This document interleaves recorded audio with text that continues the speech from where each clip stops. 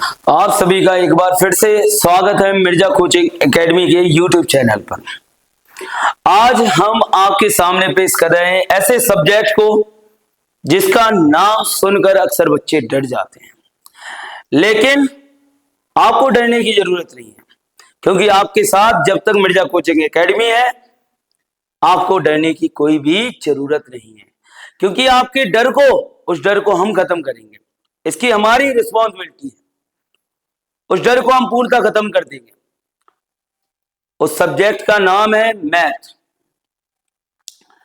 Math अक्सर बच्चों को डर क्यों लगता है, उसका रीजन हम बता दें कि बच्चों के बेसिक कॉन्सेप्ट क्लियर नहीं होते हैं। एक एक अगर उसकी जो प्रॉब्लम्स हो वो हमारी क्लियर हो जाए तो कोई प्रॉब्लम ही नहीं बनती है, लेकिन बेसिक कॉन्सेप्ट क्लियर नहीं होता है। इसीलिए हम आपके पास पेश कर रहे हैं क्लास 10th का 3rd चैप्टर दो चर में रैखिक समीकरण योग। दो चर में रैखिक समीकरण योग, इसका हम आज बेसिक क्लियर करेंगे एकदम, जिससे हमें सवालों में कोई भी प्रॉब्लम क्रिएट नहीं होगी। चलो चलते हैं, देखते हैं इसको क्या है इस चैप्टर में। इस चैप्टर का नाम जो हमने बताया दो चर में रैखिक समीकरण योग, तो इस चैप्टर का जो नाम है वो चैप्टर का नाम क्यों पड़ा ये भी तो हमें जानकारी होनी चाहिए। तो इसके लिए हमें क्या जरूरत पड़ेगी, बेसिक की। तो उसी को हम जीरो से आपको एंड तक, केवल आपको क्या करना है, वीडियो पर बने रहो, वीडियो को पूरा देखो, और जो भी आपको अगर और भी प्रॉब्लम्स आती हैं तो उसके लिए कमेंट डालो आप। और जैसे भी आपको वीडियो चाहिए 11th का, 12th का मैथ का, 10th का, 9th का और इंग्लिश का, जो भी आपको वीडियो चाहिए तो वो आप कमेंट बॉक्स में डाल सकते हो, जिससे हम आपका रिस्पांस दे सकें। उसी हिसाब से आपके लिए हम वीडियो तैयार कर सकें। दो चर में रैखिक समीकरण योग में अगर हम देखें उसमें एक वर्ड आना है चर। अब सबसे पहले यही बात होती है चर क्या होता है। तो चर के लिए हमें चर और अचर पद दोनों पढ़ना जरूरी है। तो इसी के लिए हमने सबसे पहले क्या डाला, यहां पर देख सकते हो आप, सबसे पहले हमने डाला चर पद। चर पद क्या होता है कि गणितीय संक्रियाओं में ऐसे पद, गणितीय संक्रियाओं में ऐसे पद जिनका मान हमेशा बदलता रहता है, कि गणितीय संक्रियाओं में ऐसे पद जिनका मान हमेशा बदलता रहता है, उन्हें हम क्या कहते हैं, चर पद कहा जाता है या कहते हैं। और इन्हें हम किससे डिनोट करते हैं, एक्स बाय जेड या इंग्लिश के लास्ट लेटर से, क्योंकि हमें जरूरत के मुताबिक है। अगर एक चर पद लेना है तो हम जनरली एक्स ले लो, दो लेना है तो बाय वन ले लो, तीन लेना है तो जेड ले लो, और अगर हमें तीन से ज्यादा की जरूरत पड़ रही तो हम पहले यूज क्या करते हैं, इंग्लिश के लास्ट लेटर्स का यूज करते हैं। तो इन्हें हम नॉर्मली ये कह सकते हैं, इन्हें एक्स बाय जेड से प्रदर्शित किया जाता है। तो आपको ये चीज लैंग्वेज कल मैंने बताई क्या, कि गणितीय संक्रियाओं में ऐसे पद जिनका मान हमेशा बदलता रहता है, फिक्स नहीं होता है मान, उन्हें हम क्या कहते हैं, चर पद कहते हैं। और उसी के बाद आते हैं हमारे अचर पद। अचर पद क्या होते हैं कि गणितीय संक्रियाओं में ऐसे पद जिनका मान कभी नहीं बदलता है, इनका मान कभी भी बदलता ही नहीं, उन्हें हम क्या कहते हैं, अचर पद कहा जाता है। और इन्हें एबीसी से प्रदर्शित किया जाता है, या कह सकते हैं इंग्लिश के स्टार्टिंग लेटर्स। और इन्हें हम संख्याएं भी बोल सकते हैं, इन्हें हम संख्याएं भी बोल सकते हैं। अब ये कैसे हम पहचाने, तो इसको हम देखते हैं समीकरण। जैसे आपके सामने कोई समीकरण लिखा है 3x + 2y = 1, तो जो आपके पास आपके सामने जो संख्याएं हैं ये 1 2 3, इनको हम बोलेंगे क्या, अचर पद। क्या बोलेंगे, अचर पद, और इसमें जो x और y है वो आपके क्या है, चर पद है। क्या है, चर पद। या कहीं पर भी 3x लिखा है तो ये आपका क्या है, इसमें अचर है, और ये आपका क्या है, चर पद है। तो मुझे लगता है आपको समझ में आया होगा बिल्कुल। तो आपको सबसे पहले दो चर में रैखिक समीकरण युग्म है, उनको जानने के लिए सबसे पहले आपको, आज काफी गर्मी है,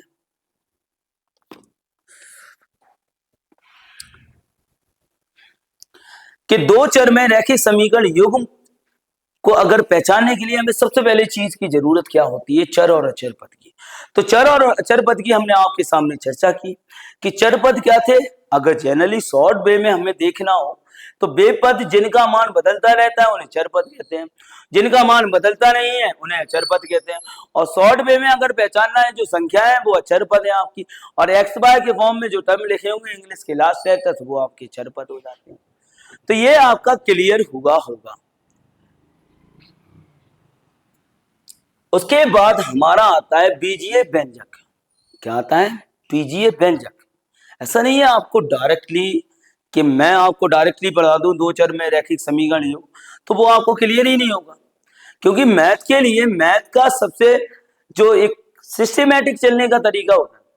आप सिस्टमेटिक चलोगे आपको कोई प्रॉब्लम्स क्रिएट नहीं होगी, लेकिन आप सिस्टमेटिक नहीं चलोगे, आप डायरेक्टली अपनी एक्सरसाइज खोल लेते हो, क्वेश्चन करने का कोशिश करते हो, तो आपसे क्वेश्चन नहीं बन पाएंगे, वो प्रॉब्लम आएगी। क्योंकि उसके लिए आपको टॉपिक क्लियर करना पड़ेगा, आपको अपना बेसिक्स, और उसी बेसिक को हम आपको गारंटेड क्लियर कराएंगे, जिससे आपको क्वेश्चन में 1% प्रॉब्लम नहीं आएगी। उसकी गारंटी मिर्जा कोचिंग एकेडमी लेती है आपको। बीजीय व्यंजक। अब बीजीय व्यंजक क्या होता है, बीजीय व्यंजक वह गणितीय व्यंजक होता है जिसमें चर, अचर और गणितीय संक्रियाएं जैसे प्लस, माइनस, मल्टी, डिवाइड, गुणा या भाग शामिल होती हैं। तो अगर गणितीय संक्रियाएं, चर, अचर पद सब शामिल हो जाए तो ही हमारे क्या बन जाते हैं, बीजीय व्यंजक बन जाते हैं। क्या बन जाते हैं, बीजीय व्यंजक बन जाते हैं। अब कैसे, जैसे मान लो मैंने आपके सामने लिखा 3x। अब 3 क्या है, इसमें आपका अचर है, और x क्या है, आपका चर है, और इसके बीच में दोनों चर और अचर पद लिखे हैं, वो दोनों किसमें है, गुणा में है, तो बीच में संक्रिया भी यूज हो गई। तो इसका मतलब ये क्या बन गया, हमारा एक बीजीय व्यंजक बन गया। क्या बन गया, बीजीय व्यंजक। तो आपको बीजीय व्यंजक बनाने के लिए आपको क्या चाहिए, चर और अचर पद। चर और अचर पद का आप उनमें प्लस माइनस कुछ भी, जैसे फॉर एग्जांपल 3 + x, ये भी आपका बीजीय व्यंजक ही कहलाएगा। क्या कहलाएगा, बीजीय व्यंजक ही कहलाएगा। तो इस प्रकार आप कितने भी बना सकते हो, 2 + y ऐसे, या 3y, ये आपके सब क्या है, बीजीय व्यंजक है। क्या है, यहां तक क्लियर हो रहा होगा। और आपको इतना समझाने के बाद भी अगर कुछ भी प्रॉब्लम आती है तो आप बेझिझक कमेंट डालिए, आपको उस कमेंट को सीरियसली लिया जाएगा, और उस पर आपके लिए फिर से एक बार और आपको जो प्रॉब्लम आए वो आपको क्लियर कराई जाएगी। ये हम लोगों की जिम्मेदारी है आपके लिए। उसके बाद जब बीजीय व्यंजक क्लियर हो जाता है तो उसके बाद है समीकरण, तब आता है समीकरण। ऐसा नहीं है समीकरण डायरेक्टली मैं आपको पढ़ा देता, तो उसमें कहीं ना कहीं आपको चर और अचर पद कुछ बच्चों को नहीं आते। तो वो चीजें क्या है, कॉन्सेप्चुअली अगर नहीं पढ़ोगे तो कहीं ना कहीं प्रॉब्लम्स क्रिएट होंगी। तो उसे हमें क्या है, बेसिक्स से पढ़ना है। यदि दो बीजीय व्यंजकों के बीच बराबर का साइन या चिन्ह लगा होता है तो उसे हम क्या कह देते हैं, समीकरण कह देते हैं। क्या बोल देते हैं, समीकरण। कि दो बीजीय व्यंजक हैं उनमें बराबर का साइन लगा दो। फॉर एग्जांपल जैसे 3x + 4y, ये देखो ये एक बीजीय व्यंजक है।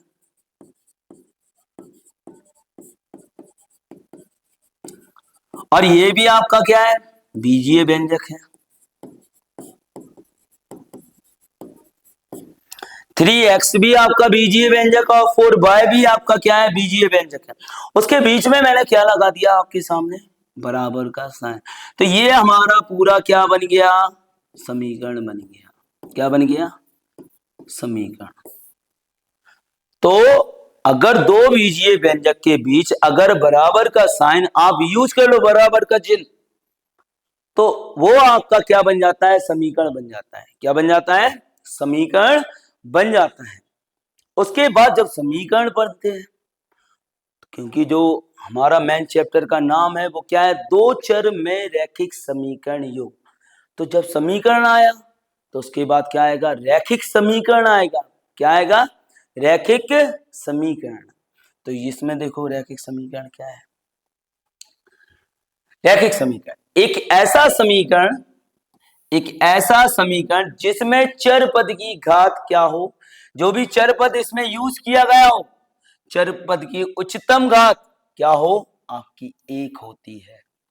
एक ऐसा समीकरण जिसमें चर पद की उच्चतम घात, जो चर पद यूज है उसकी उच्चतम घात कितनी होनी चाहिए, एक होनी चाहिए। उसे ही हम क्या बोल देते हैं, रैखिक समीकरण कहते हैं। क्या बोल देते हैं, रैखिक समीकरण। जैसे कि अगर रैखिक समीकरण का अगर आपको जैसे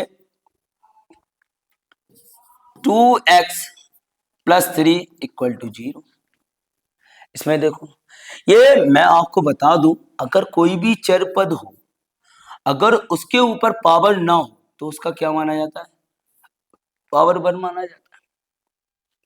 जब कोई पावर कोई घात नहीं लगी है उस पर, तो इसका मतलब होता है उस पर कितनी है, घात 1 लगी होगी। तो इसका मतलब यहाँ पर जो x चर पद है इस पर कोई घात नहीं लगी है, तो इसका मतलब वो क्या है, आपका रैखिक समीकरण है। ये क्या है, रैखिक समीकरण है आपका। लेकिन ऐसा भी समीकरण देखें जो आपका रैखिक समीकरण नहीं होगा, जैसे 2x² + 3x + 2। इसको आप देख सकते हो, इसमें x की जो उच्चतम घात है वो कितनी बताई गई है, आपको 2 बताई गई है। क्या बताई गई है, 2। तो इसका मतलब ये हमारा रैखिक समीकरण में काउंट नहीं होगा, क्योंकि रैखिक समीकरण की जो हमने डेफिनेशन लिखी है वो क्या है, एक ऐसा समीकरण जिसमें चर पद की उच्चतम घात कितनी हो, 1 हो, उसे रैखिक समीकरण कहते हैं। इसको नोट भी कर लेना, इसके आगे के वीडियो आपको कंटिन्यू मिलेंगे। आपको पूरा एक एक चैप्टर का वीडियो आपको मिलेगा, केवल आपको मिर्जा कोचिंग एकेडमी से आप जुड़े रहो बस। अब नेक्स्ट आता है आपका एक चर में रैखिक समीकरण। कितना, एक चर में रैखिक समीकरण। तो एक ऐसा समीकरण जिसमें केवल एक चर पद हो। क्या हो, एक चर पद हो, उसे हम एक चर में रैखिक समीकरण कहते हैं।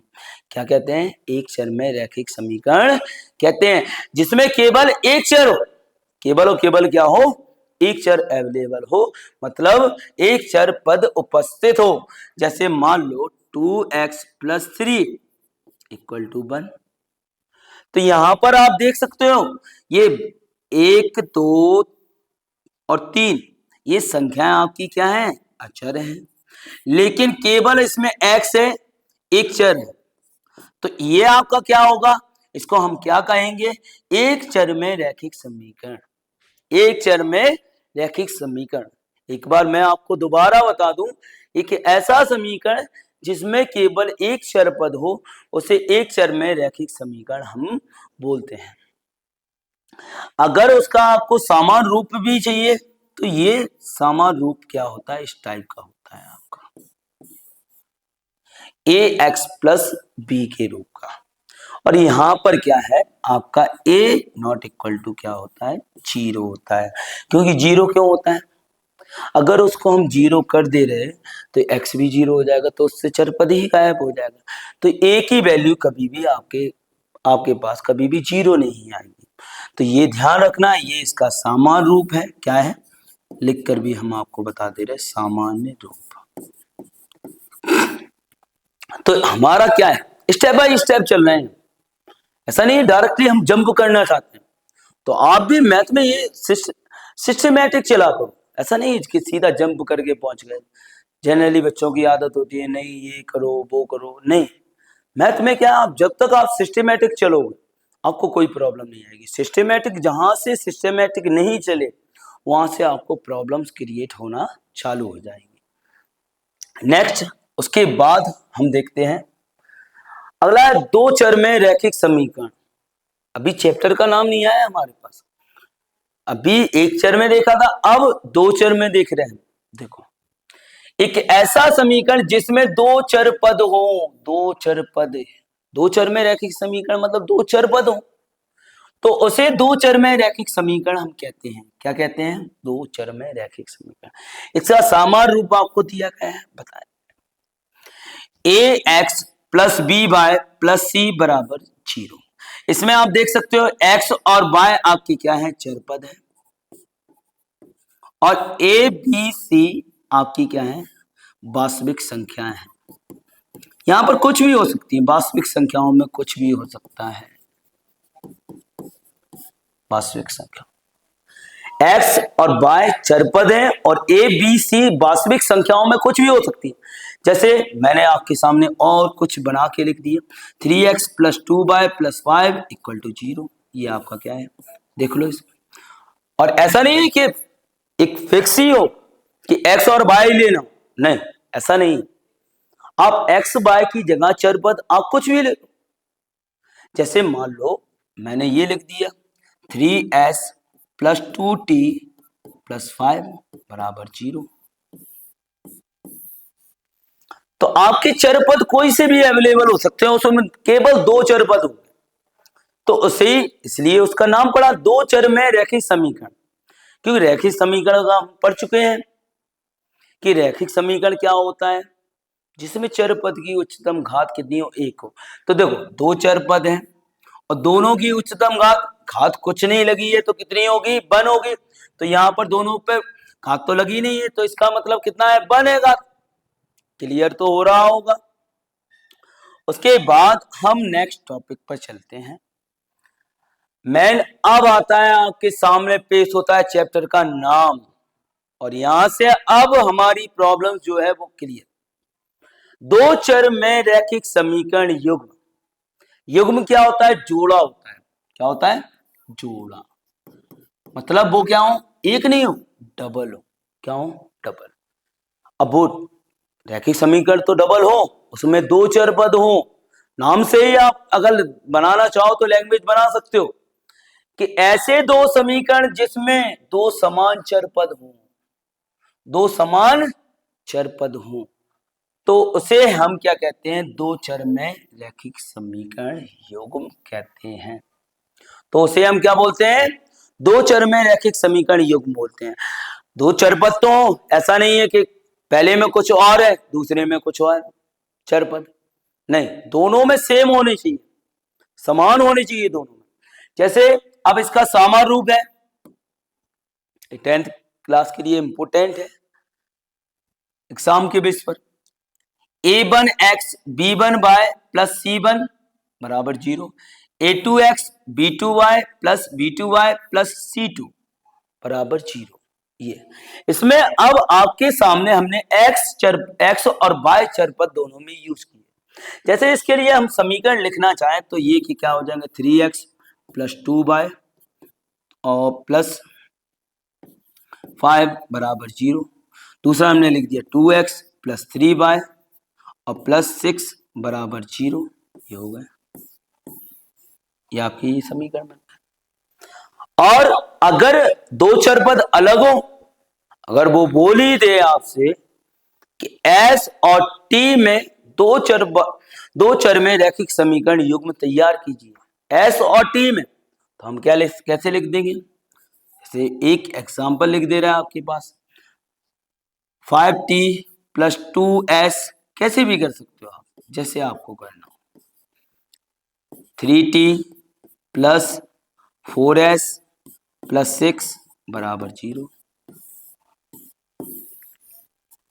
कुछ ऐसा कुछ इसमें प्रतिबंध नहीं है, जैसा हमसे बोला जाएगा वैसा हम करने लगेंगे, बस इतनी सी सिंपल सी बात है। अगर इस सिंपल बात को समझ गए आपका मैथ का डर खत्म हो गया। बस केवल आपको देखने की जरूरत है, एक एक बेसिक क्लियर करने की जरूरत है। तो हमने क्या बात की कि दो चर में रैखिक समीकरण युग्म, तो इसकी भी हमने और यही हमारा चैप्टर का नाम है। अगर आपने स्टार्टिंग में देखा है तो यही हमारा चैप्टर का नाम था और ये चैप्टर का नाम तैयार हो जाता है। लेकिन अब इससे क्या किस प्रकार की समस्याएं आती, किस प्रकार की इसमें समस्याएं दी गई हैं। और मैथ में आप ये मत सोचो कि मैथ को हमें केवल स्टडी बेस पर पढ़ना है। मैथ का आपका जनरली जो जनरल लाइफ है, आपकी डेली लाइफ है, उसमें भी यूज है। आप इस प्रकार की समस्याएं आप उसको वहां सॉल्व कर सकते हो।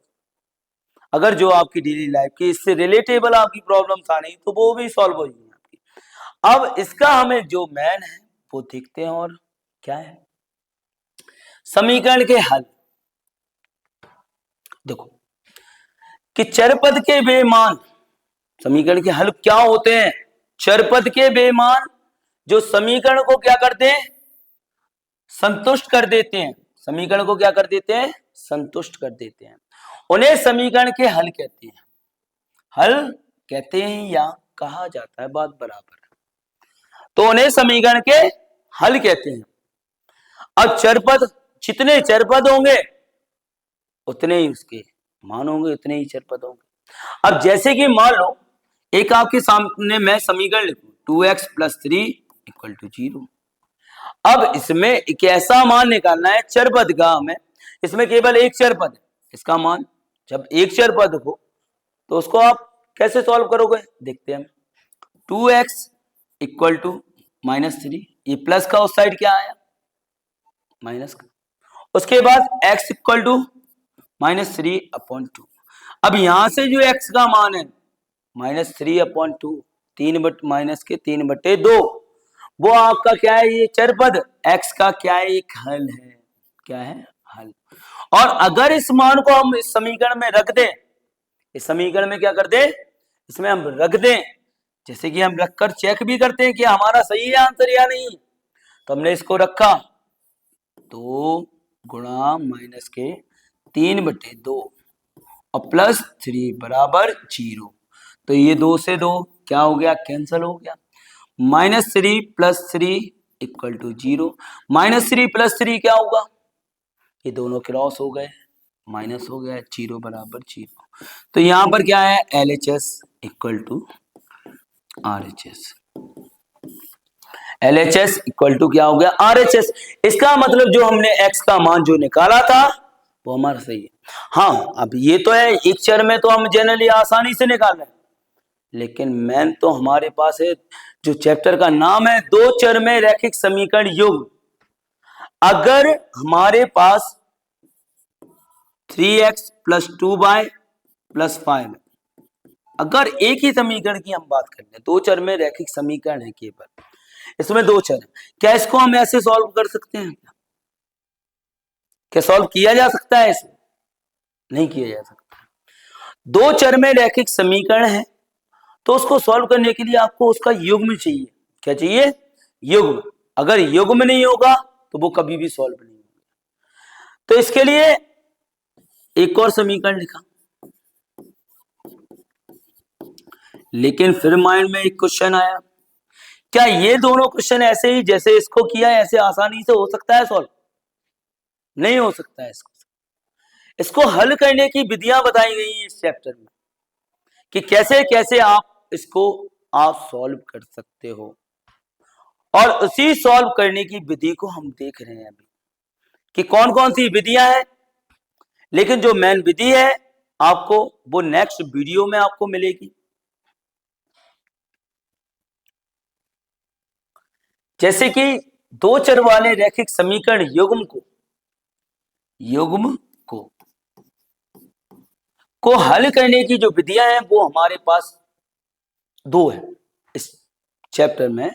जो आपका मैथ का जो चैप्टर है उस चैप्टर में, थर्ड चैप्टर में केवल आपकी दो विधियां हैं। वैसे पहली है ग्राफीय विधि और दूसरी है आपकी बीजगणितीय विधि। ठीक है, ग्राफीय विधि भी आपको कराई जाएगी और बीजगणितीय विधि में आपकी दो विधियां आती है, प्रतिस्थापन विधि और विलोपन विधि। और इसको हम ग्राफीय विधि को इसको क्लियर करेंगे हम नेक्स्ट वीडियो में। और मैं सोचता हूं आप लोगों को, आप सभी को जो मैंने पढ़ाया, जो मैंने आपको सिखाया वो आसानी से समझ में आया होगा। और अगर इसके बाद भी आपको प्रॉब्लम्स आती है, कुछ बच्चों को अगर प्रॉब्लम आती है तो वो कमेंट बॉक्स में कमेंट डालें, उसको उसको हम लोग देखेंगे और उसका रिप्लाई भी हम देंगे आपको।